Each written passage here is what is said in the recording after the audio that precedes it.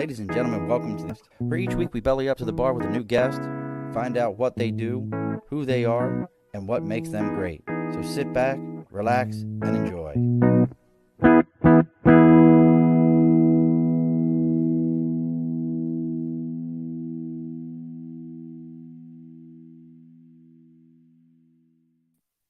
Alrighty, folks, welcome back to the Above the Bar podcast. It's your host, Sean.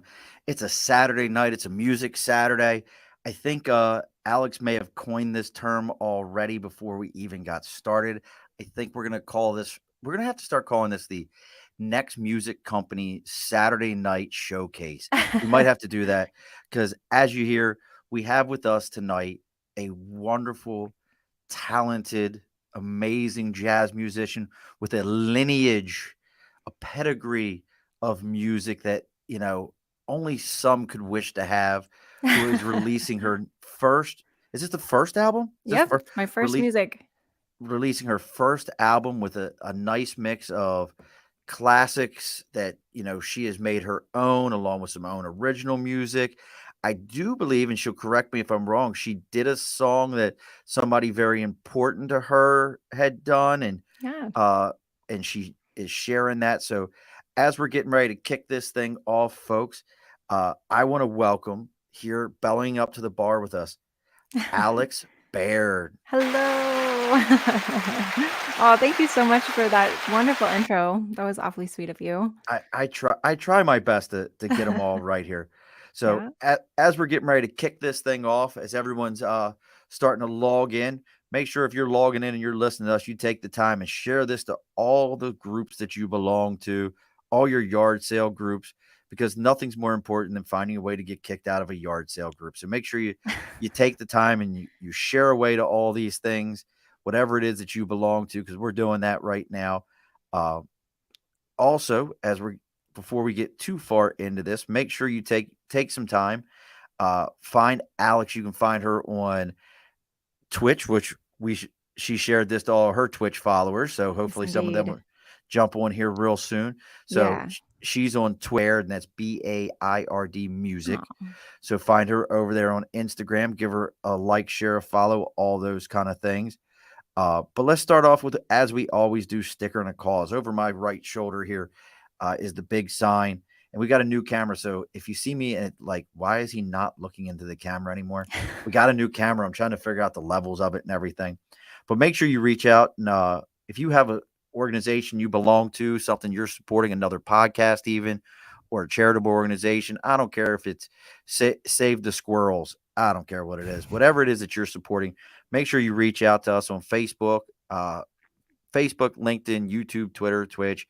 Even our email address is the Above the Bar podcast. You can find us on all those platforms. If you reach out to us and you send me a message and say, hey, I got a sticker, you send me the sticker, we put it up on the big board and we read it out for everyone around the world to hear about us. So make sure you send that out to us. And also, if you're looking to jazz up your like that, I pulled that in there. If you're looking to jazz up your media, make sure you reach out to Media by Dibs. Media by Dibs is your one-stop shopping for all things media related. He can do your videos, he can do your images, whatever it is you need. On LinkedIn, it'll be under Andrew Dibble, but anything else, it's going to be under Media by Dibs. You let Dibs know that you're coming there for, he'll go ahead and hook you up. And if you mention to him, belly up to the bar, he's going to give you a 10% discount off your first order, and he's going to turn around and give you an opportunity for a free consultation. All right. Nice. All those things are done. Media is important, isn't it? Mm-hmm. That's the only reason. Let's be realistic. That's like anymore today. That's everything. You got to be doing some kind of a media, whatever it happens to be. Presence. Yeah. I was the guy who was like, TikTok, I'm not going to do that. I don't know. Can't do those dance moves because that's all TikTok was to me, a whole bunch of dance moves. And a buddy of mine, Eli the bee guy, he does like TikTok videos where he rescues bees. Oh, and he's like, sweet. Murph. Yeah, he's like, Murph, you have to do this. I'm like, but I don't want to. I'm like, no one's gonna find my TikToks interesting. And he's like, you'll find something. So I did. I found where like I like to take. Do you do TikTok? I go on it. I'm so horrible at like maintaining consistency about posting, but I have some videos on there. So that's my thing, like trying to get into the groove Yeah, of making definitely. sure that I'm always posting something. It's hard. It really, like, I don't understand the people that are like constantly, they're like, oh no, I do 3 and 4 videos a day. I'm like, I got a job. I I gotta know. go to work. Yeah, yeah.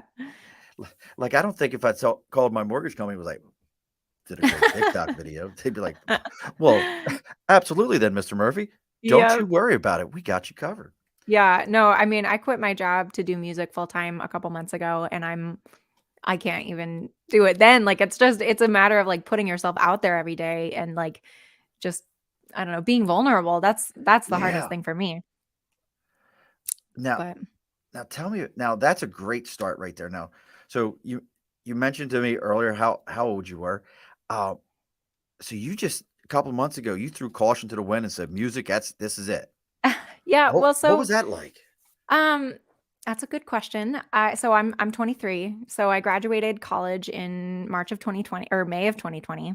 So just like as the pandemic hit, my senior recital was March 7th, 2020, and I studied jazz studies voice. So I've always known that jazz was what I wanted to do. I grew up in the I guess kind of in the biz. My dad is a professional musician, he's a dueling piano player and kind of a piano man as well. I mean, they're kind of the Sing same me thing, a but song, you're the piano man. oh, yes. That is always the most requested song. I s He, like, requires at least $20 to play that song. I love it. Look, Yeah. this is for dad. Yes. Yeah. So, yeah, so when I came back after college, I'm from Seattle, born and raised, and I went to school at University of Northern Colorado, and I moved back home after school and started working for the Teamsters as a pension claims processor. And Interesting. yeah, You it got a was lot of yelling. There was a lot of yelling involved in that. oh, yep, you know. Yep, I mean, there's just I feel Yeah. like adulting and part of growing up is just like understanding that there are so many more jobs that you didn't know existed. That is a great point, like, and it's funny you say Teams. I have a buddy who was a Teamster, retired, Uh-huh. and Uh-huh. he's like, "Yeah, man, he would get letters in the mail every Uh-huh. couple of years that would be like, "Yeah, so we're reducing your pension by X amount of what you Oh, thought it jeez. was," and he's like, he ended up working on the railroad when I worked on the railroad. He worked with me. He was like, "I can't leave the Oh. railroad because my Teamster's pension has been beat. They had beat the daylights out of it." Ow. That was Huh. why everybody was yelling at you. Yeah, I'm, like, trying to understand what would have happened, but that is a detail that I don't need to remember those details anymore. No, look at that. Thankfully. Isn't it Yeah. wild? Like, there's wild jobs. So you're doing that. Yeah, You're yeah, recording so this then album. and I saved a whole bunch of money living in my parents' basement, and, then I finally moved out, in September, and, I kept working for them, but I finally quit, to start streaming full time on Twitch, um, and, uh, try to do the gigging thing, and, now that I've got this album, it's kind of um a hard copy demo, that I can just show people, say I'm legit and try to do the music thing. So yeah, I haven't I mean I've been streaming full time now for I guess a month. Um it's streaming 3 days a week. Tuesdays, Wednesdays and Fridays during the day. And I don't know. I hope we'll get a little bit more steam soon, but I've been doing that on and off also the whole time that I've been working, and it's hard. It's like what you were talking about, that consistency thing. It's just like, man, I only have so much energy. Well, that's the whole thing with all that is go ahead and miss a day. Yeah. Go ahead Yeah. and miss a day, and you feel like, well, yeah, 2 days ago I had 4 people watch me. I Uh-huh. missed a day. Now I've only got one. Son of a Right, gun. They forgot exactly. about me already. Which really, it's not Exactly. true. They'll find you Yeah, again.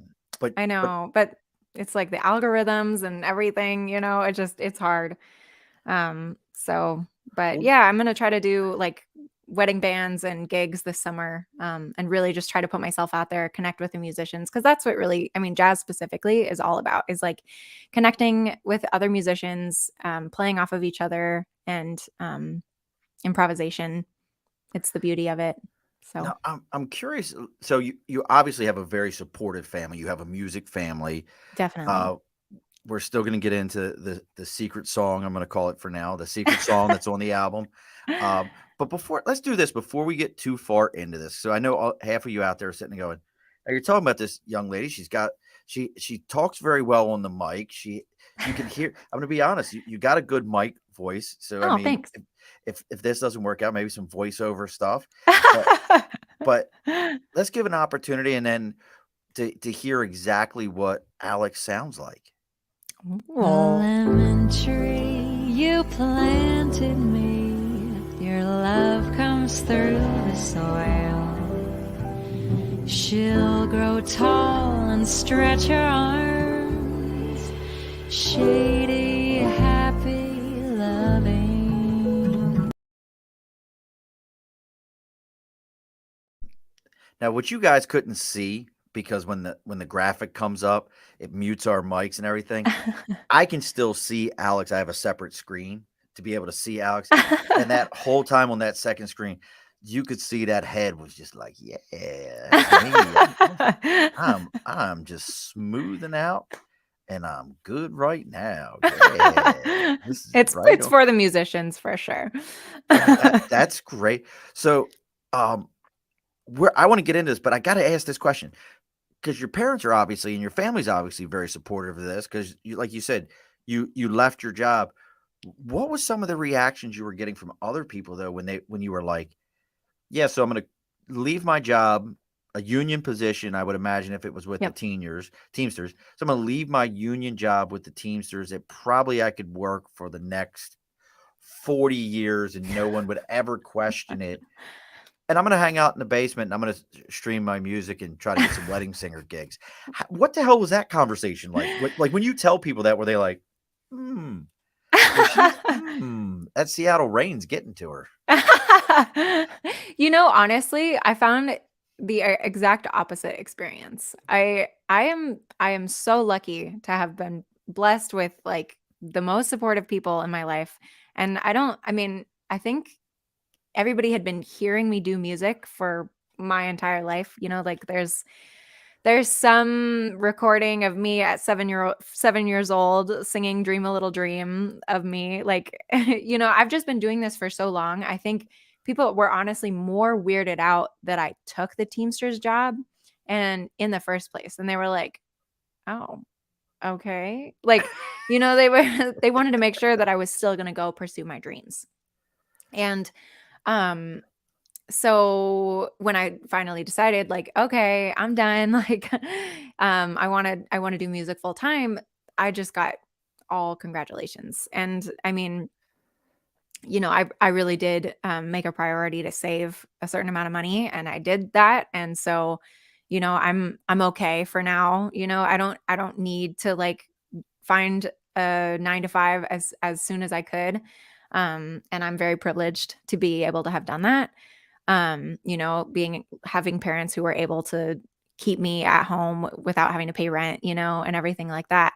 Um, so yeah, but I mean, everybody else, like, so that's my immediate family. They were so positive, and supportive, but with everybody else, I mean, I really noticed their support when I decided that I was going to do an album because, part of the process, part of the next music, kind of program is that you start out with 2 months of crowdfunding, and so you basically ask everybody to give you money to be able to put on this record, which is extremely humbling because I mean, I was like embarrassed. I was like, "I don't I hate this." Like, It's "Give me tough. money," you know?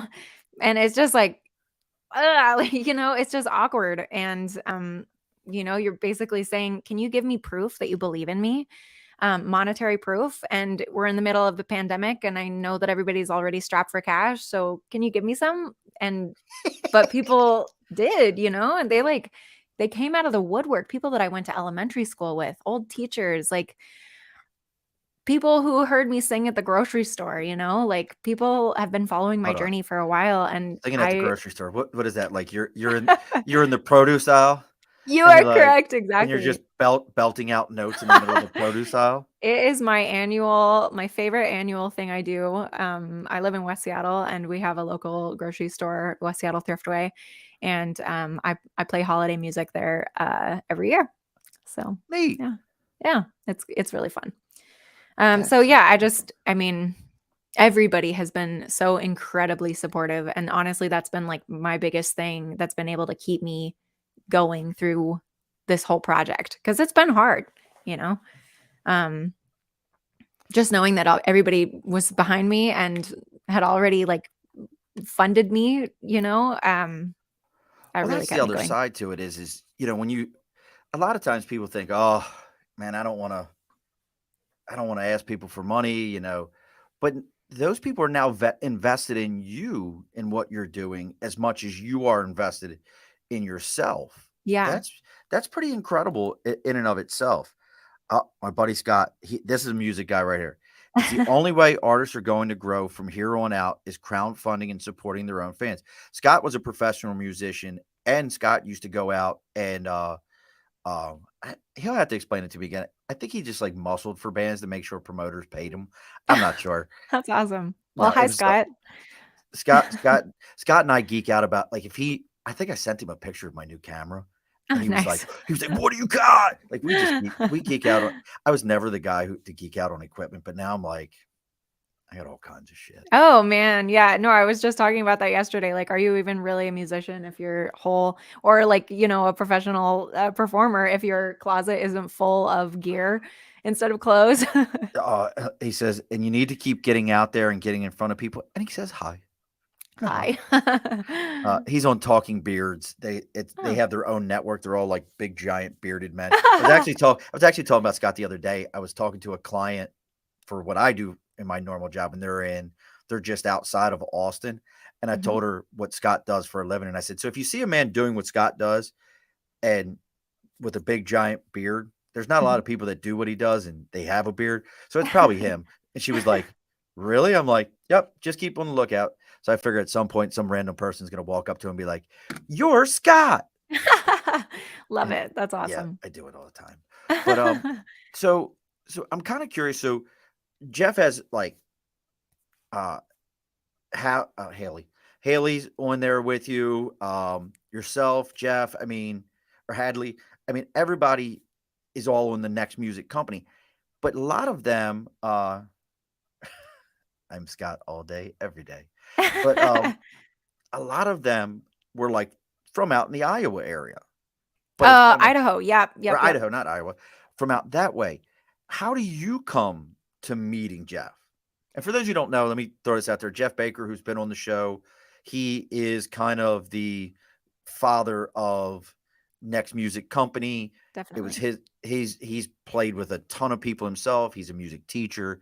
This is his space, and he's really found a way to get up and coming artists who most likely aren't going to get the initial um, contact from the big music, because I don't even know if big music goes out and looks for people anymore. I don't.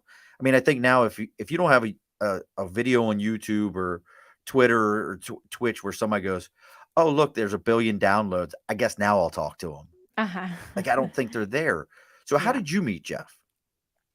So I met Jeff through the Jazz Education Network conference. So, and that's an annual conference that it varies in the location, but the jazz, the jazz network, just like jazz musicians, people in academia, especially. So the Jazz Education Network, Is it's that like it's PBS? Is that like PBS for jazz? kind of, I guess. It's kind of like it's just everybody who is involved, like everybody who studied jazz at school or they're teaching jazz, because as a musician, if you know any musicians who've ever read the book Beyond Talent, they will tell you all musicians wear so many different hats and they have to in this day and age. You can't just be a performer. So most end up being teachers as well. And so the Jazz Education Network conference is kind of this annual festival that has all the big names in jazz that, and everybody goes to kind of connect with their friends. Like it's a really tight knit community. So I met Jeff there at the Gen Clinic in January of 2020, and it was kind of funny because he ended up getting really sick after that conference, and I had become friends with him on Facebook, and he kept posting about how it was like day 12 of this sickness, and he had to be in a hotel room by himself in New York, I think. And we were just like, dang, he's really sick. Like, I wonder why he got so sick. And I think now obviously it's COVID, but Right.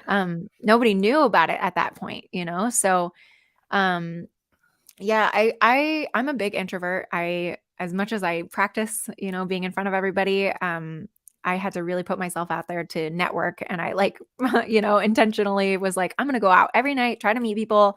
And it clearly paid off, so I met Jeff and we had a lot in common. We had a lot of people in the Northwest, that we knew. And, he then, ended up being the featured artist at the Bellevue Jazz Festival, which is a local jazz festival just outside of Seattle. And that was a festival that my high school would perform at every year. So my mom ended up going, and that was like later that month. And she was like, hey, do you know Jeff Baker? And I was like, I do know Jeff Baker. And so then she introduced herself to him and bought his CD. And it was just kind of like a small world type connection. So I think who you were talking about earlier is Taryn Hadfield. Oh, Taryn Hadfield. Why did I say God?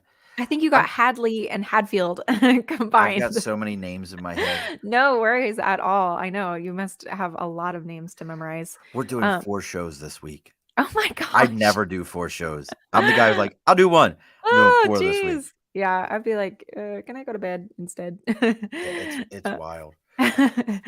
Yeah. Well, so Taryn is from Boise, and then a few of the other musicians are from Boise as well. Sammy Swenson, who just released her album a couple months ago, and Sam True. She's the first person. We talked about, Jeff and I talked about having Sam True on. We just couldn't work that one out, but that'll happen. Look, it's got to happen. I've had everybody else on. It's a requirement. Yeah. Well, it's funny that you mentioned that because Sam, Jeff, and I are going to be doing a show in June together. It's the debut of the Next Tet is what we're calling it. Next Tet, like TET Tet, like Tet Offensive. Yeah. So how many? Where's this going to be at? That's going to be actually at Bellevue College, which is what I was just talking about. That's a Seattle, Washington kind of an institute. I'm on the right coast. You're on the left coast. So like sort of like, unless you're like, oh, Berkeley School of Music, like, okay, I know that one. Yeah. Well, so Bellevue College, it used to be Bellevue Community College, but they have a really good vocal jazz program, or at least they did before the pandemic. And so they have an annual jazz festival that we performed at in high school, and the sun just came out, if you can't tell. I see that. Like it was funny. I was like, for those of you that aren't watching the live right now, if you listen to the audio, all of a sudden, everything around Alex, as she mentioned Bellevue College, she just brightened up in this one section. It was like, please talk more. Let us know. Yeah. No, I didn't know God was a jazz fan, so here we go. I guess he is. Yeah, no, it's been a really odd weather day. It's been in and out of like pouring down rain and then sunny. So we're getting our little 5 minutes of sun right now. Well, you'll appreciate this. So I live in Albany, New York. Mm-hmm. Seattle and Albany are on the same parallel. Oh, okay. So that makes sense. We actually end up with more precipitation here than you guys do, but we get the same precipitation. So as it comes across the country, we have very similar, like if you get it you just get it before we do, and then we end up with it.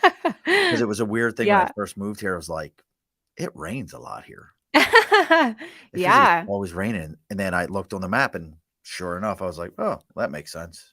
Oh my gosh, I wonder if that's the same with like England too, because I always hear that like England is really Foggy and rainy. It Yeah. probably is. It probably has something to do with the jet stream and the way it comes across. Ooh, Uh, interesting. oh, I don't even know what pills in Ibiza. Do you know what that is? I don't know. Ibiza, that's I know like Ibiza. I don't know. yeah, I don't get this, but okay. I don't get just the the. music of the untalented. That's. Mm. I'm pretty. I'm gonna say no. I'm gonna say I disagree. Yeah, I mean, there's plenty of jazz singers and jazz musicians out there. Uh, if you really look at the jazz, is the original riff music. Like you Blues, yeah, for sure. that's where all that comes from. Scott's over here. He's been in Seattle a dozen different times working in clubs, and it never rained that I can remember. Here's a crazy one. I've been in San Diego more times than I can count because I did 20 years in the Marine Corps. So we were always out in California for Sure. stuff, and I Yeah. was in San Diego. I was never in San Diego that I wasn't there in May and June. And then, Uh-huh. anybody who spent time in San Diego, May and June are called the May grays and the June gloom. Oh So I no. was in there. I was in San Diego where everybody's like, "I love it. The weather's Yeah. amazing." I'm there. I'm like, "This weather sucks. Whole place sucks." Like, Yeah, I so bet. you know, but they That's do have funny. You guys do have Jack in the Box out there on the left coast, and You don't have Jack in the Box. no, they're Oh not an my East Coast. There's gosh. no Jack in the Box on the East Coast. Those curly fries. You're Oh, missing out. for me, it's the ultimate double bacon cheeseburger. That I sounds have a pretty friend that good. claims he invented that. What?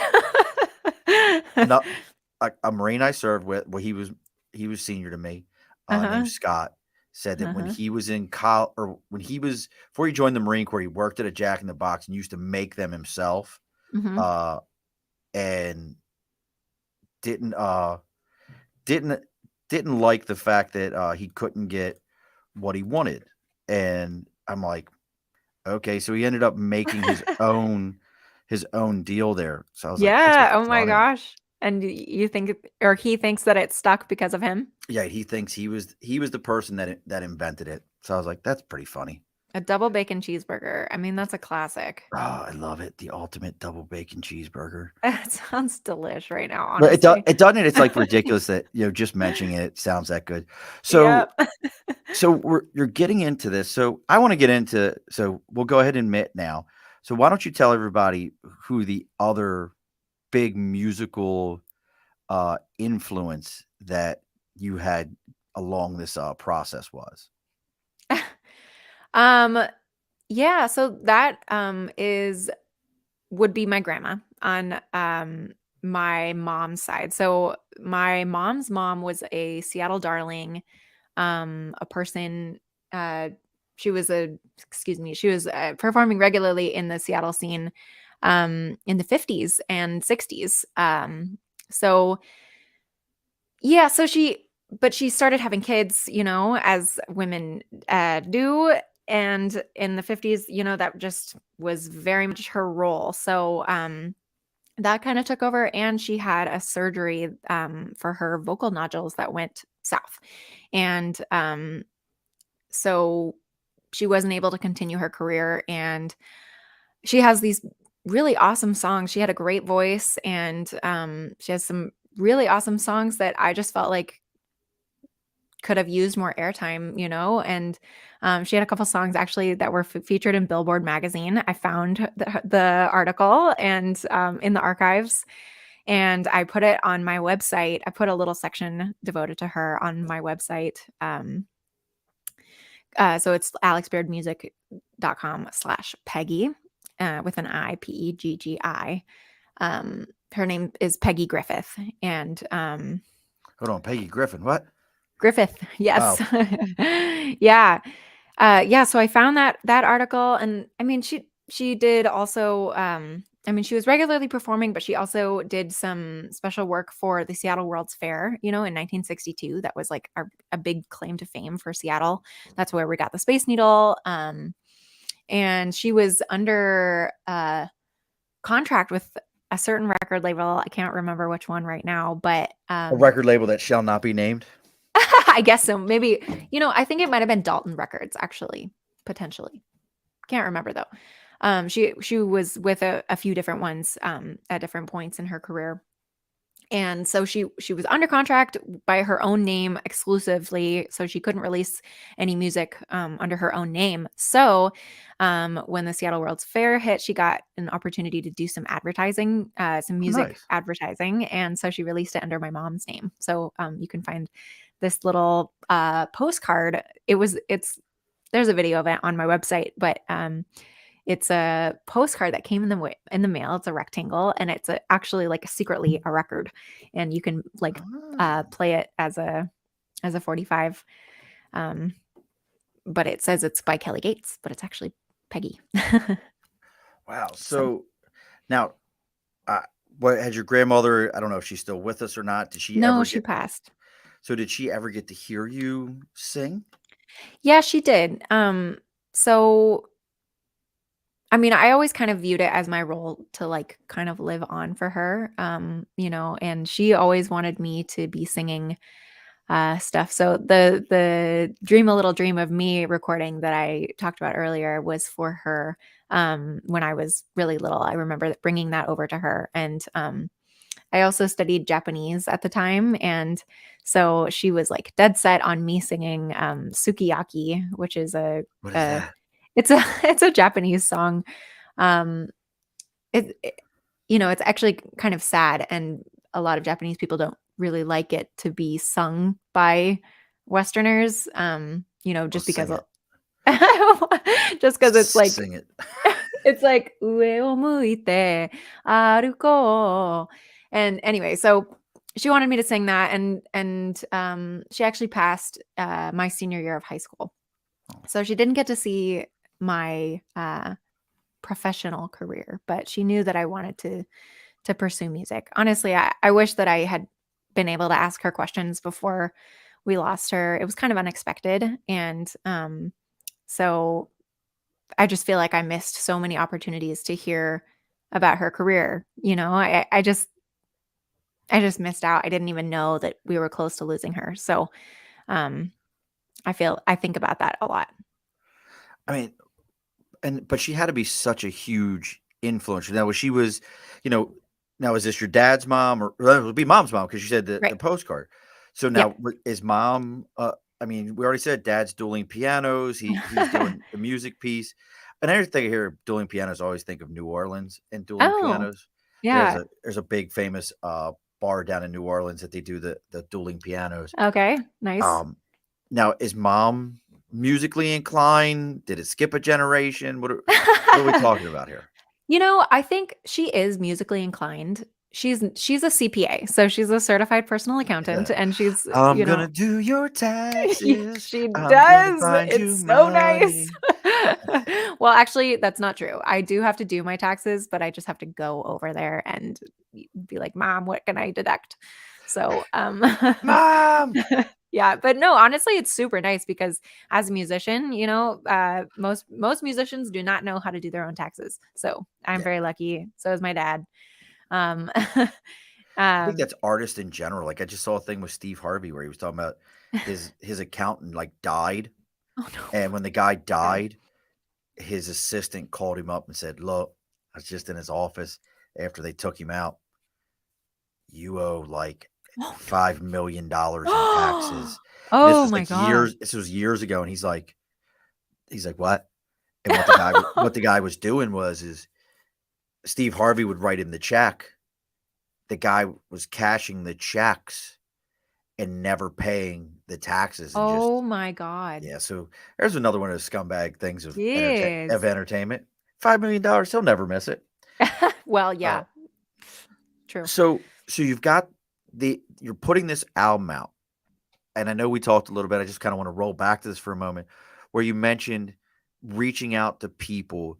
Was there anybody where you were like, and you don't have to say their name, obviously, but that donated or supported, and you were like, damn, I didn't think they would give me anything. Like you, like you just were really surprised at the level of support where it came from. Oh my gosh. Yes. so many people, honestly. Um, but I think the biggest surprise was my cousin. So I have family in Sweden, and one of my cousins in Sweden. It was like the day. So it was a 2-month long crowdfunding campaign, and I by the last day I was um, still $7,000 short of our goal, and I was just kind of like, well, that's what it is, like I again, I've been saving money. I've been working for the Teamsters, so I've got that in my pocket, to supplement. And if it doesn't work out, then it's okay. But I woke up that morning and checked my email for some reason at like 4 a.m. I wasn't sleeping very well at that point. I was pretty stressed. And I just saw that an email had come in that said my cousin Sam had donated $5,000 to the campaign. And I was just like, I'm dreaming. Like it's 4 a.m. This is not real. Like, and I put it back and I was like, okay, I'm just gonna go back to sleep. And I woke up in the morning and and it was real. And I mean, I just was like, Wow. I still can't believe it. I mean, it's just like unbelievably kind. And apparently he was like holding off because he was like waiting to see how much I How would much you need. needed. Yeah. And Wow. and so then that very last day, then he decided to just swoop on in and donate $5,000. And I did a last stream on Twitch. And I had, I've made a community of people who are really kind and awesome. Um, and so we had another big donation from a, I guess you would say, a fan. I feel embarrassed saying that, but It's okay. Look, I understand what you're saying when you're like, it's kind of embarrassing to say a fan, but no, you're allowed to have those. Okay, well, thank you for the permission. I appreciate it. You can have them. So he came in. I mean, his name is Edward, and he came in and gifted the rest, that like I think it was $2,500 that was left. And so then we finished it, and it was just like Wow. I'm still like floored. I just like It's awesome. it is amazing. It is just amazing. I just can't believe that these people support me enough and want me to succeed so much to give me $25,000, and we ended up, surpassing that goal and definitely needing it because we went over budget. Prices changed throughout the pandemic. When we went in with this original goal of $25,000 and definitely surpassed that. That's Just with, awesome. yeah, it was awesome. And we had another anonymous donation of another $5,000 that are just like, I Wow. couldn't believe it. So So now where does that so that gets you your feet under you. yes. Um Yes. Oh oh, yeah. and Lord Edward the Wise says, Oh, "Hello, Miss it's Miss Baird. Good, Edward. that good to is see." that is who gave us our last $2,500. Well, So Lord Edward, I thank you. Um, I'm not going to bend the knee. It's because I've watched enough Game of Thrones. I'm not bending the knee, but no. But thank you for doing that because without that, we're not here. We needed that. we So did. now, what is that 25K to put it into perspective? So if somebody was out there listening right now and they were thinking, "Hey, I want to get into music. This is something I'm interested in, but I'm gonna do something similar." What does 25K do for you? So I mean, it can take you a lot of different ways, but when you first hear $25,000, you think that is a heck of a lot of money. Oh yeah. And you can definitely do it for less. You can. However, if you want to make kind of a splash, like that idea of Jeff's, to take these emerging artists and give them an opportunity to start at a higher level, than I would have had the opportunity to start with. If I had done this all by myself, I wouldn't have known to be able to maybe I would have thought to get some footage of the band. But it definitely wouldn't have been professional level footage, and so with that $25,000, we've got amazing musicians that we flew in and had to pay for, their hotels and their transportation and their food, so that was a big cost. So we had Daryl Grant on the piano, Mark Now, who's Ferber on drums. He's a really awesome Los Angeles musician. Daryl Grant is a piano player from Portland State University who Jeff worked with when he was teaching there. Clark Summers, who is a bass player in Chicago and actually the bass player for my absolute idol, Kurt Elling. So that was like a huge fangirl moment for me.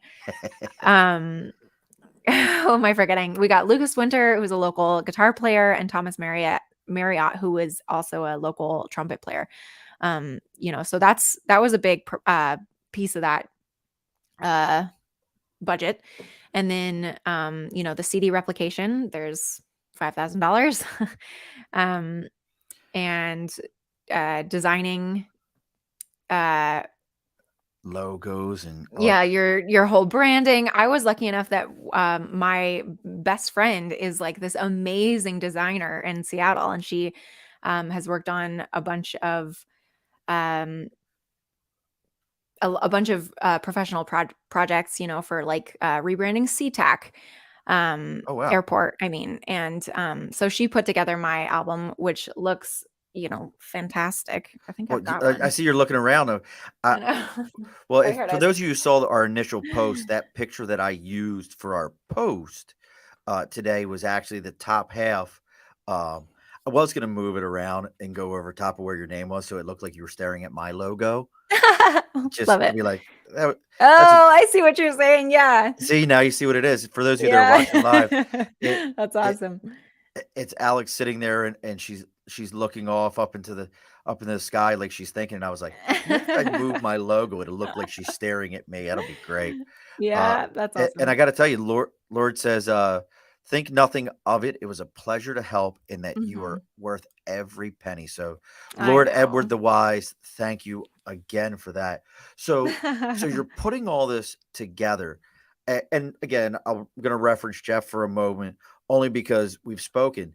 How invaluable is it for you as a emerging artist, someone who's getting into this business, to have someone like that who can kind of go, oh, let me reach out to my buddy Jeff, my buddy Steve, my buddy Mike. He did this, he did that. Like, I have no music talent. I'm lucky I can play the radio. I'm really not good at this. But if I wanted to, like, I know real musicians. I know people that do that. But I wouldn't, if they were like, yeah, Murph, it's going to cost you $25,000 for a day of my service. I'd be like, okay. I don't know. Okay. What was that value for you as an emerging artist to have somebody like that in your corner? I mean, obviously, it was incredible. Like, it has been incredible. Jeff is now a friend, as well as a mentor.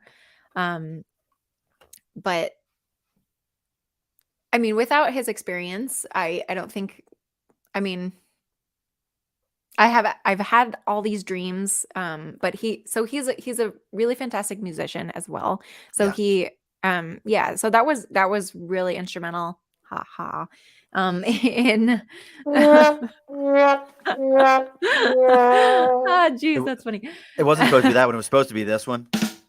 Oh, there you go. I hit the wrong button. That's what it was supposed to be, but I was like, oh, wrong button. Oh, well. Well, it did kind of work. So he was pretty instrumental, but in getting getting my songs to be where they are, and it's hard to put a value on something like that. It really is. It really is. As much as I learned in school, you can only get yourself so far, until you start actually doing a project and, taking the steps to ask musicians to perform with you. You don't know how much all that is going to cost. I remember trying to put together a budget for my recording techniques class. They asked us to put together a budget. Oh, okay. Just like I don't know, like an estimated budget of how much you think a project might cost. And I knew nothing, I was looking at a book, but I still knew nothing. So I I I don't know. It's I been get it though. amazing. Yeah. I mean, it goes back to that saying. A lot of times, it's not what you know; it's who you know.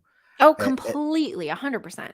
And I got to agree here with Lord Edward a little bit more. There are many reasons why Miss Baird deserves so many talented people working with her, but the chief reason are that she is not just a wonderful new torch bearer to carry on jazz tradition for a new audience. I love that, new torch bearer.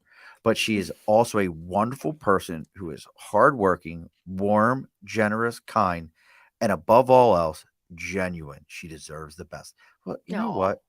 Lord Edward. Lord Edward. Yes, Little, Lord little Edward applause. is a VIP in my Twitch channel, and he's famous for being the most eloquent person on Twitch. So Well, look, I'm just reading this stuff I write. Like the Siri hates me when I start talking. I have a very my Baltimore accent is very subdued now because I haven't been Oh, back home. okay, yeah. That's where this is from. This is not an Albany Oh, accent. This is I was Baltimore. wondering. Okay. I get it often. People are like, "Are you from Georgia?" No, I'm from Baltimore. That's what the letter T does not exist in our world. All T's turn into D's. That's awesome. Everything else is like water. I can't. When people are like, Water. "What? Water?" I'm like, No, it's water. Water." Well, you got the classic like country hick of Washington pronunciation of Washington, Oh and yes, Washington. also Peggy, my grandma, said Washington the same way. So Absolutely, you're in good Washington. company. Good. It's a word, and there actually is a word that's spelled warsh, Warsh. There is a word warsh. I looked it up one day. Oh, is I don't there? remember what it means, but Or look, wash your clothes. you can. I got to wash my clothes, wash my car. The applause should go Uh-huh. directly to Seattle Songbird, who is the true talent. Nah, but you Ah. get that one, Lord Edward. Enjoy Thanks, it. But Edward. so you're in this process. You're making the first album. I'm always curious in these things. So your album, your songbook right now is a mix of classics within the jazz or pop culture, pop songs that you've jazzed up. I'm trying to remember this band that I really. It's a. I have to think about it. It's one of these bands. Haley, who was on America's Got Talent. That Haley, who's also in a Netflix Heroes thing. Can't think of her name. Haley something. Uh, Uh-huh. she was on America's Got Talent. She has that similar jazzy sound, but she does. God, I can't think of the group where they take. Is it Postmodern Jukebox? Thank you, Postmodern Jukebox. Yeah. You're getting all kinds of applause today. I'm a big fan of Postmodern Jukebox. I love them, Yes. and Lake Street Dive is my other one. Oh, I'm a I've seen huge. Lake Street Dive 3 times live. I love No, them. tell Yeah, me they're how so amazing. good. Okay, Oh, Rachel Price just kills it. I mean, the whole band kills it, but do they you are rock a so side fun. pony? Do you rock a side pony? Let's ask that You question. know how many people wore side ponies to the concerts? It was amazing. Oh, it had to been. I Yeah. mean, you got to rock a side pony at that You point. gotta rock a side pony. I mean, Yeah. I can't. I'm not. Maybe on my beard. You could do it on your beard. I Yeah, could just side like pony my beard like over here. That's Now, awesome. other than your family, you're getting ready to put this album together. You're gathering your songbook. Like I said, it's got some classic pop, some different things that you've jazzed up. It's got some of your own stuff that you've done. Yeah. Other than your family, where are you drawing? Like, okay, you got 25 grand into this. Time to get behind that mic. Better make it worth it. Where are you drawing that from to get ready? Like, is there Yeah. other artists? What are you doing to get that together? Well, that's a great question, honestly. I mean, I kind of think of the album as kind of everything that's made me me up until this point in music form. So, so it's made up of, I think, I tried to do the math or figure out all the makeup of this a couple days ago, but I might have forgotten. I think it's 5 originals, 2 of my grandma's songs, um, 1 pop song that we turned into a jazz song. So that's Paul Simon's "Still Crazy After All These Years." It's a great song. two standards and then two vocalies, which is where you take an existing jazz solo. So these songs are, well, I don't know if you know, but Hank Mobley, he's a sax player, and Dexter Gordon is another sax player, both tenor players, I think, right? Okay. I don't want to mess that up. Yes, they're tenor players. And they played solos over these songs, and I wrote lyrics to them. Oh, wow. Yeah, so it's kind of a tradition among jazz vocalists, and one of my biggest idols, Kurt Elling, who I referred to earlier, our bass player, played for him, or plays for him, I should say. He specializes in vocalies as well. So it's just kind of each generation there's a new specialist in vocalies, and I kind of hope that I could be this generation's specialist. My buddy Nate has what could be one of the greatest questions I've heard in a long time. Okay. Is there a food dish that brings you creativity? I love that. I love that. That's a great question because I want to still go out there and I want to have gooey duck inside. So go ahead. I have never had gooey duck, so you'll have to tell me how it is. We, my boyfriend and I just went to Vashon Island, and we saw people searching for gooey duck. So I don't know. They've always weirded me out, though. They are very odd of a thing. But They are, yes. I am a fan of oysters, but gooey duck Ooh, is kind of on yes. another level. But do you have something like that where you were like, after you sing a song, like, I need this, I'm craving this dish, or hey, I'm getting ready to record? Because I, believe it or not, with these beautiful pipes as you hear them, I was in concert choir for my school. Oh, I we did love a enjoy that. singer. I enjoyed it. We did a lot of I'm a big Phantom of the Opera fan. Oh, very cool. That's I've seen awesome. I've seen Phantom live 3 times. Oh, wow. I love Phantom. But which whenever people hear that from me, they're like, "Really? Yep. You?" Yes. Yep. I like a story about a crazed man with a scar on his face who lives in the basement of a theater and tries to kidnap a woman. It's a Sounds beautiful story. I mean, it's epic. right. Now here you'll laugh at me because we'll go in because I'm curious what your food is. I saw it. I was in Philadelphia and I saw it live in Philadelphia at Oh, this wow. beautiful theater. Yeah. And the scene where they're doing the play in the play. Do you know what I'm talking about? I think so. Yes. They're on the stage. This is when the Phantom comes out and like everybody kind of gets scared off the first time. Mhm. And the actor who plays I think he's supposed to be like the king or something like it. He does something. And it was like the first time seeing it live that way. I laughed so hard at what he was doing. The actor looked over at me and went, "Shh." Oh my God, that's hilarious. I was like, "My bad. I'm so sorry. I'm like, I forgot where I was at because I was enjoying this so much." Oh, But man. That's But I funny. know that beforehand, it's water and lemon juice. It's you're not getting, maybe like whatever your ritual is, unless you're Motley Crue, you're trying to save your voice. But is there something for you that afterwards you're like, I got to go do this. This is my thing afterwards, even if it's a drink or something. You know, this is kind of funny. I have really bad acid reflux. And so like medically, I have really bad acid reflux. So a lot of the time after I'm done singing, I just need to be quiet and like coat my throat in something Oh, like okay. fatty or sugar, something that gets like a protective coat I get behind. it. No, because Yeah. you've been opening everything up during all that. Yeah, and it like shifts the burn up here, and so it No, it hurts. makes sense. Yeah. That's So- that's wild. So we know it's something candy-ish, fatty cheesesteak. What? Cheese Yeah, is good. Steak is yeah. good. See, Yeah. But so liver and onions. I love onions. I'd love anything, honestly. Food and music are two things that, I mean, when I was little and I didn't know if I wanted to do music, I wanted to be a chef. And I Nice. think the two, like, they go hand in hand. And I always say music is the closest thing to magic that we have, but I think food is a very close second because, Yeah. everybody loves it. It always brings back, like it always brings back memories. It's like that scene in Ratatouille when Ego gets sent back into his childhood days of being a peasant, with the first bite or the smell of the ratatouille. And it's also just like what connects us with culture too, So, um, I love food.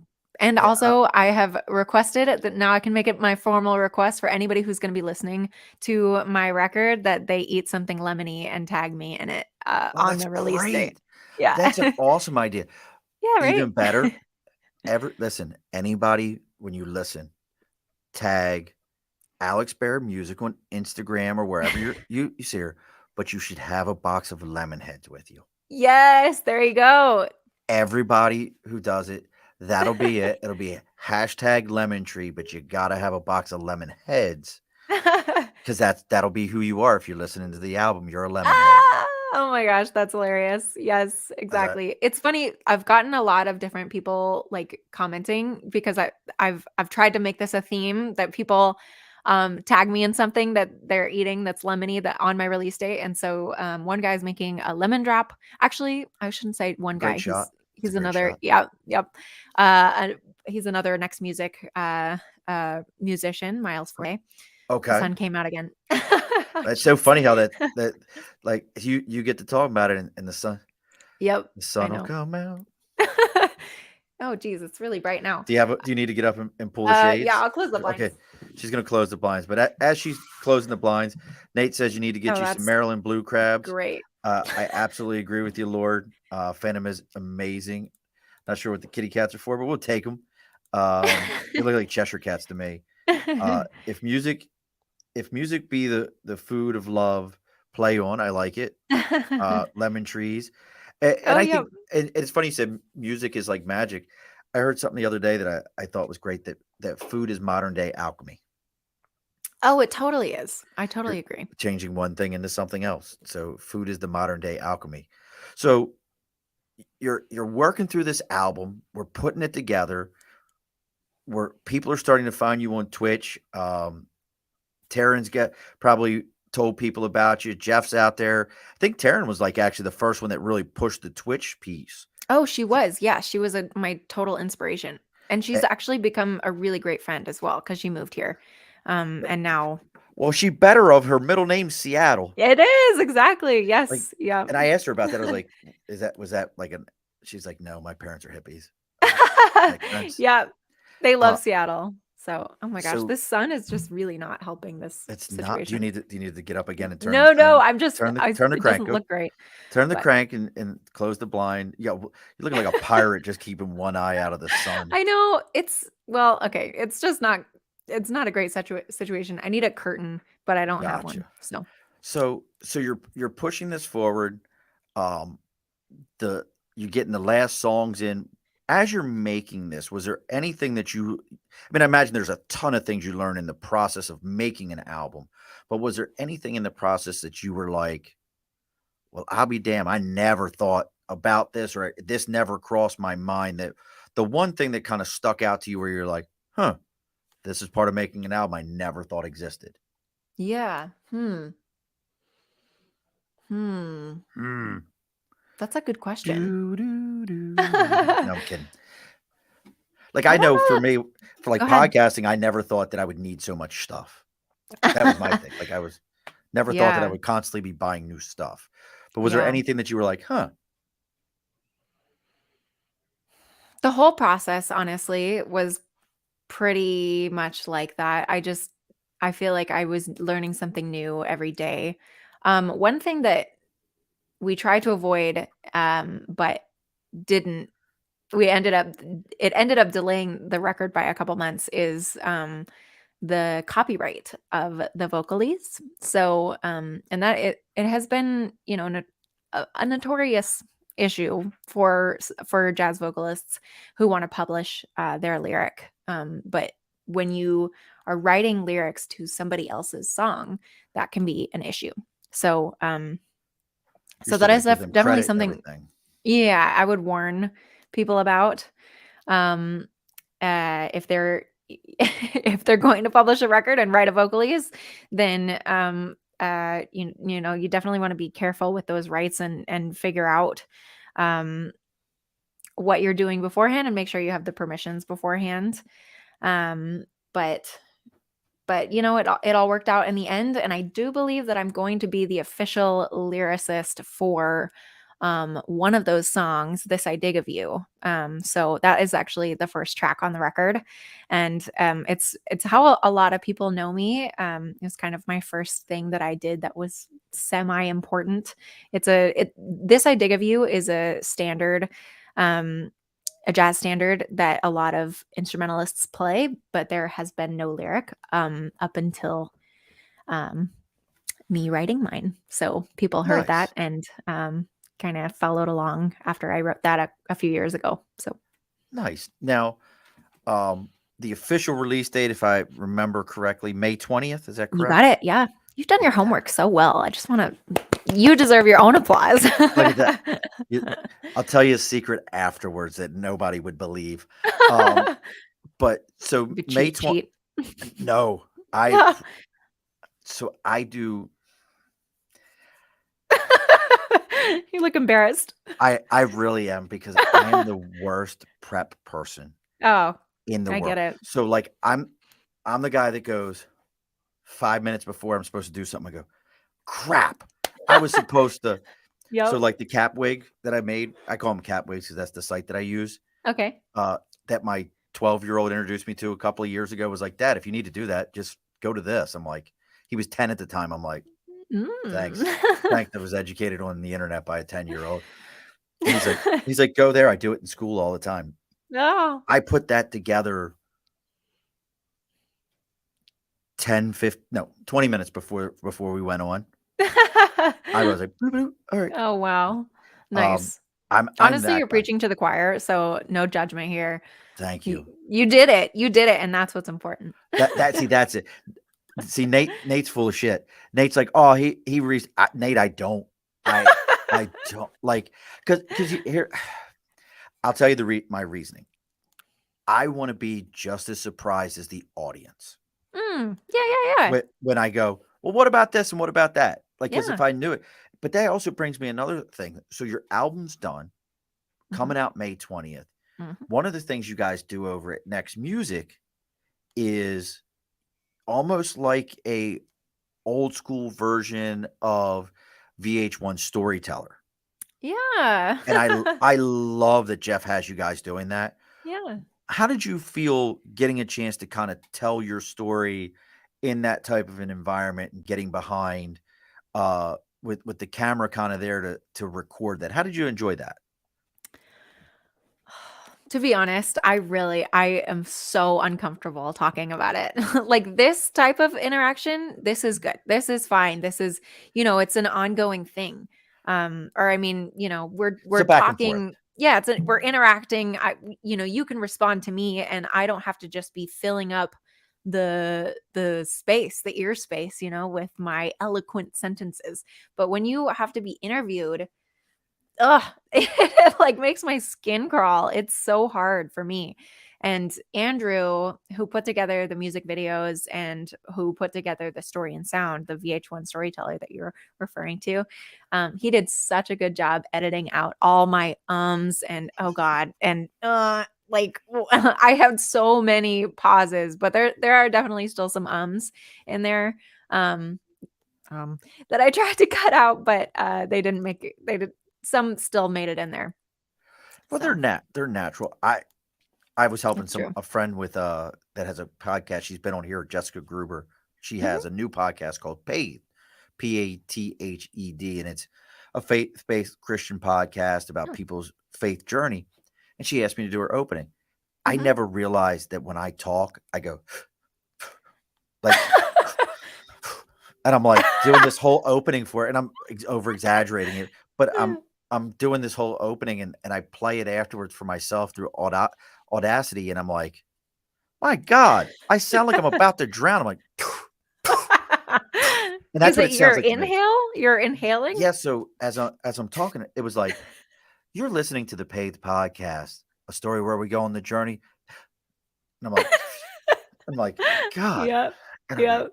but the That's great thing funny. about it is I have learned how to like clip those things out, like boop, boop. Yep. And the first couple of times you clip it out, for those of you that have never had to do, and I imagine being in school, you learned a little bit of that type of work. The Yeah, first I time got my you, certificate in music technology, so I oh, tried that's to get awesome. that in there too. But the first time you do that and you're like, I'm going to clip this out and it's going to sound horrible. And then you're like, you clip it out and you're like, oh, that's seamless. That's like, Uh-huh. it's like that was never even, that didn't even exist. Yeah. It's I'm pretty like, slick. Yeah. and I love that now stuff I pay too. attention to myself when I'm doing stuff. I'm like, am I, Yeah. Or it's just so like your horrible. breathing in general. Like I keep noticing that when I'm excited, I talk a lot and then I need to breathe, and it's like if that doesn't sound good. So you need to like breathe over here, then come back and start talking again. Right, exactly. You're like, I don't want to sound like a Chinese Sharpei on the mic. That's always my fear. Is somebody's gonna be like, my God. I love my wife is my biggest supporter, but she would be the first one to tell me like, you need to swallow. You're breathing in. And I'm always like, really?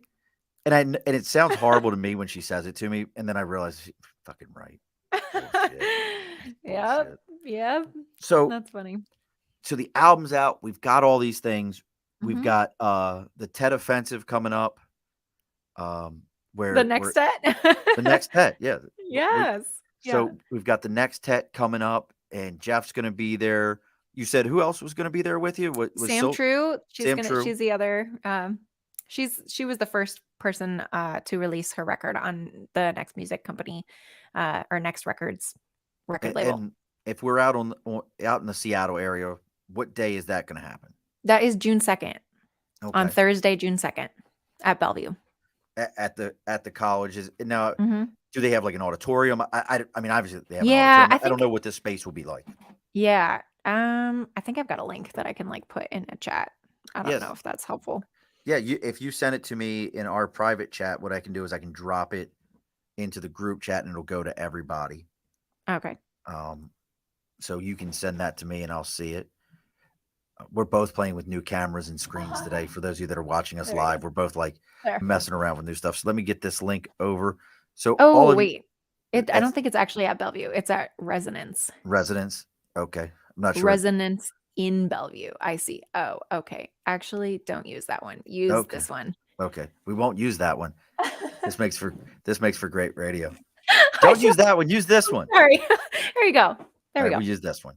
So we'll take that. And I will also post this, folks, for those of you that are listening to just the audio version. I will go ahead and I will post this in the bottom of the screen. So when you check all the notes. So there it is for everybody going across to all the different platforms. They get to see this.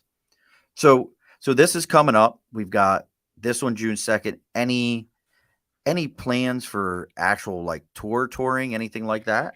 No, not as of yet. I would love for that to happen. But I don't have a steady band, to play with just as of yet. However, we are going to have an official release party. I just don't have the details yet. We'll make sure you send that to all of our links. I'll share it around for everyone to be able to pick it up and Thank you. find out if they're out that way. So you're going to do an official release party. It'll be wild and crazy. Be lemon juice for everyone. Lemonade. Yes. Only thing We're going to do shots of lemon juice, just straight citrus. Straight. If you have scurvy, we're getting rid of it. Getting rid of it. Exactly. That's what you could call it. The anti-scurvy release party. Where the scurvy buster party. Scurvy buster. That's so great. and Lord just, has nothing but positive things to say about you. To continue the lemon theme, vocally, lyrics are sustainably zesty and zingy. She genuinely has a remarkable talent for the particular skills, but her vocalese skills, he's working on my ability to read right now, also demonstrates just how deep her connection to her material truly is. And this is another demonstration as to what makes her truly special. She believes in her material and enjoys what she's doing. It shines through in her lyricism as well as her performances. Oh, thanks, Edward. Edward, you are like, if you want to write my epitaph, You can I know. someday. Everyone says that he should write their like obituaries I mean, and goodness gracious. anything. Thank goodness. So what else? So we've got the release party. We got some things. Are we already looking at a second album? I mean, what are we thinking about here? Well, I think first I want to make some friends, in the Seattle area and get more comfortable with my interaction with other live musicians or other musicians when we're playing live. That's something that I think a lot as a vocalist, you don't get a lot of experience playing with a band. You're kind of seen as like, oh, you're the talent, or you are the band leader. You have to either be the band leader or like just the kind of the show pony. You're not actually expected to be one of the other musicians, and so you miss out on a lot of experiences. And so I feel like that muscle is something that really got strengthened in the process of recording, but it is also a confidence issue. So just doing it more, playing with people more, going to jam sessions, that's a really big important part of jazz. And just the collaboration of being a jazz musician is what I'm going to focus on for now. However, I think it would be really fun if I had a Christmas album to come out, because I That would be love cool. Christmas music so much. Yeah. That would be cool. Now you bring Yeah. up jam sessions. Yeah. And I guess in my mind, I think about anytime you've ever watched a movie and there's a jazz thing, it's like somebody comes up and they just start singing or they start doing something.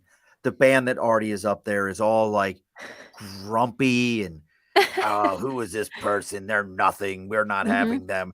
And then they start doing their thing and everybody's like, oh, let me just go ahead. I start listening. Yeah. I can jam right along with that. This is great. Yeah. But is that something that's out there where you can just go to a club and there's a house band and you're like, hey, I'm gonna come on up there on the stage with you, do a couple of songs. Here's my album. Is that a thing or not so much? So I don't think it wouldn't be something where like I would do something from my album, but there are standards that everybody knows, and usually you do them in certain keys, but as a vocalist, the band kind of knows that you might need it in a different key. So if you're going to a jam session where it's going to be a designated jam, like you're not going to go to somebody's concert and walk up and be like, hey, it's my time to shine. Hey, everybody, I'm just getting on stage right now. Go ahead and wait a moment. My name is Look Alex, what I've got for it's you. my show now. Yeah, exactly. Like, no, that would be really weird and nobody would want you to be around. But yeah, if you're going to a jam session, you can definitely go up and say, hey, do you know like Someone in Love in F?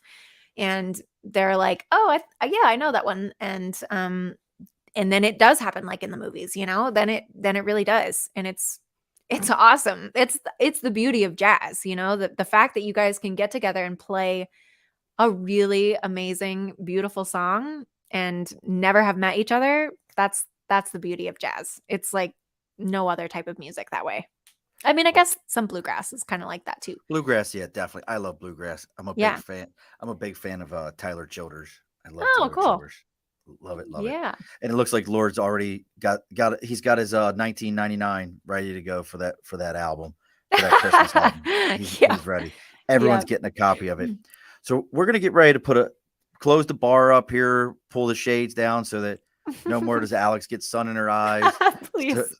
So she can head out and find a smoky jazz club somewhere with people tapping their feet and snapping their fingers, the little jazz. How many times have you watched the movie Soul? Let's ask that question. That's kind of a hot topic because some people don't feel like it's the actual jazz musician was presented like as a jazz musician. Most of the time he's just like that little blip as a character. But I've actually only watched it once. I did like it though. It was a good movie. Trying to get back to his body. I mean, it was a whole thing there. That's the whole story. It wasn't about his music. Honestly, I like Princess and the Frog more. That one. That's a classic. That's a classic Yeah. jazz. I didn't even think about that. There's a ton of jazz. That's New Orleans jazz. There, Yep, exactly. that's No, the old school. soundtrack is so good. Yeah, I forgot all about that one. There's probably like a Mhm. lot of those movies out there that I didn't even think about that have that kind of music in it. I think Yeah. you're supposed to be cooler than everybody else. If you're doing jazz, you're just cooler than everybody else. That's what that means. You're like, Okay, I'll it's take like it. it's like, oh, you do jazz because you're that much cooler. Yeah, that's what You have that to is. say it in that low voice that Well, because you're so much cooler. I can't even do it just as a because lady. just because you're cooler than everyone else, you're doing jazz. Go ahead and Yes. go ahead and get your drinks out there, ladies and gentlemen. Snap your fingers. Yeah, Just there coming you to the go. stage is Alex Baird. There you go. Woo! That's So I'll, smooth. I'll give you that one. So we've got those things coming up. Tell everybody where they can find you if they want to follow you, if they want to like you, all those kind of spots. Where are we looking for you at? Yeah, I tried to make it as easy as possible. So it's Alex Baird Music everywhere, pretty much. So Instagram, Facebook, Twitch is all Alex Baird Music, or facebook.com/Alex Baird Music, youtube.com/Alex Baird Music, everything Alex Baird Music. And yeah, Twitter? but I'm not on Twitter, I will say. Yeah, I should probably get on that though. There's a lot of musicians who have a lot to say on there, so I should jump on that. TikTok also is Alex Baird Music. There are some TikToks on there. I should get better about posting about that, but I think the most available, that I am, is on Instagram and Twitch at Alex Baird Music. Excellent. Well, if you're looking for Alex, make sure you find her there. You can also find her through Next Music Next Music Company. You can Yeah. find her over there. She's got the stuff if you're in the Seattle area, June 2nd, over at the college, Bellevue College. She'll be over there doing the TET. That'll be with Sammy, True, Jeff, and Alex. They'll be doing their music over there. So make sure if you're out that way, you give them a like. If there's a stream element to it, make sure you send us a link to it. Oh, We'll share yeah. that around so people can see you guys if you're streaming anything. Yeah. I got to introduce you. Remind me to tell you about Isaiah Gill when we get done. Okay. Don't let me forget Isaiah that. Gill. Isaiah Gill. That's going to be important. Okay. Love it. So make sure you go and you find her.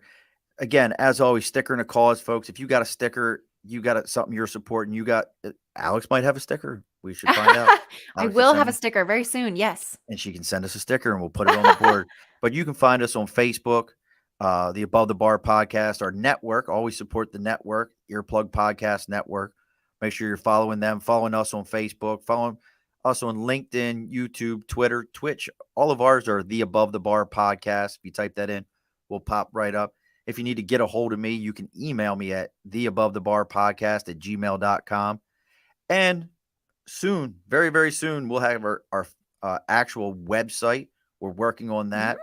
Exciting. One of the plans for the website is we're going to have a page that we're going to start going back to some of our prior guests and current guests and finding out what their go-to drink is. Oh, if they have a cocktail that they like, or if they drink something straight. And if it's a cocktail or something, we'll put the mix to it, or something else. We'll go ahead and put that up there. That's so fun. I love that. It'll be something along those lines. I love that idea. So we're going to be doing that soon. And again, folks, we've got so many shows coming up. This Wednesday, 6 p.m., DC Glenn of the group Tag Team's going to be on.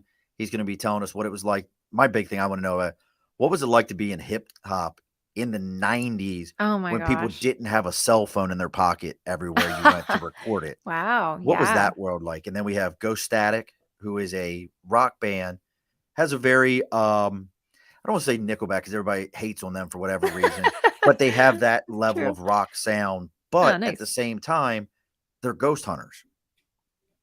Oh my gosh. Right? If you could have seen Alex's face, she was like, "What the hell is that?"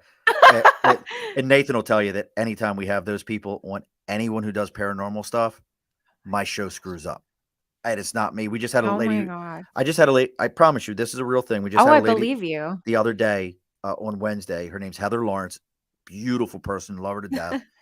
She was talking to somebody about their pets, and their pets were talking to her. And then she read my cards. Oh my gosh. Oh, I saw that. I saw that in your, where did I see it? Yeah. One of your sites I was on. I saw that linked.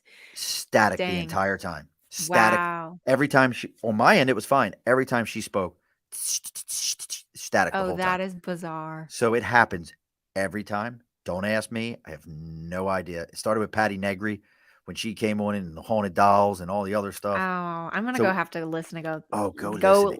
I'm going to have to go listen to that podcast or that episode, I should say. It was wild. Wow. So we've got those guys coming up, and then on the 14th, we're going to have the folks back from New Scotland Distillery. They're coming back on. Cool. We're going to do a whole barbecue cookout here at the house, pairing their whiskeys and bourbon with different meals, seeing how that works out. That is going to be the start of, hopefully we can get this food show going. That's my next thing. I want to do a food show, but I feel like it might be already. I'm just worried that it's already overdone. You know what I mean? Oh, that's my worry. Like, well, you've got this really awesome like program going where you just like lifting up other people, and I don't think that gets old. So, see, you just said that. You have not listened to the other show with Heather, have you? No, I haven't. She did my cards, and that's exactly what she said. That you lift other people up? Those words. Wow, weird. Okay, I'm going to go have to listen to it. You're going to have to go listen. She did my cards, and it's funny you say that because that's the exact word she goes, weird. You lift other people up. Keep doing your show. I'm like, and I'm a spiritual person, so I believe that. I 100% believe that. No one has ever said that to me in that way. So she said it, and now you just said it. So go ahead. So okay. Oh, hold on here. We got a couple quick ones popping up. I'll give Lord Edward one more time. Cannot be said often enough. Spending time with Miss Baird is always time well spent, and watching her live stream is like winning a golden ticket that grants personal access to a special place. If anyone is looking for a great jazz, great conversation, great company, Miss Baird truly is the best to be there. Here's one of my other good buddies and prior guests. We just gave away one of his items, Chris E. Hedberg, cool. prior Navy, who now was a season 7 Forged in Fire champion. Wow. You know the show Forged in Fire where they make stuff. Yeah. He won, and we just gave away one of his items. Like the other one is over on my bag, but he made me a dragon bottle opener with scales. Like he forged scales in this thing. So everybody go check out Chris E. Hedberg on all the same sites, Facebook, YouTube, Twitter, Twitch, LinkedIn. Go look up Chris. You can put orders in with him. He's amazing. But as always, because you got stuff to do, it's still sun up in Seattle. It is. It's not sun up here in New York. But don't log off after this. I got to talk to you for just a moment after the show. But as we always do on every show, the guest gets the last word. What is the last word from you? Oh, well, thank you for having me. I'm very appreciative. This is my first podcast I've ever done. So, and I would say this is the first interview I've ever like officially done. I've done some like electronic ones, but not in person. So this is very flattering and humbling. And it's been really nice to get to know you, Sean. And also thank you, Edward, for that really nice message. And if anybody wants to come hang out on Twitch, we have a really good time 3 times a week. So I would love to have you there. What are the days for those Twitches? That is Tuesday from 2 to 5 Pacific Standard Time, so 5 to 8 Eastern Time, and Wednesdays and Fridays from 12 to 3 Pacific Standard Time, so 3 to 6 Eastern Standard. So, alrighty, folks, be sure to push your stool in. This has been an Earplug Podcast presentation, found on earplugpodcast.com, iTunes, SoundCloud, and wherever your favorite podcasts are found.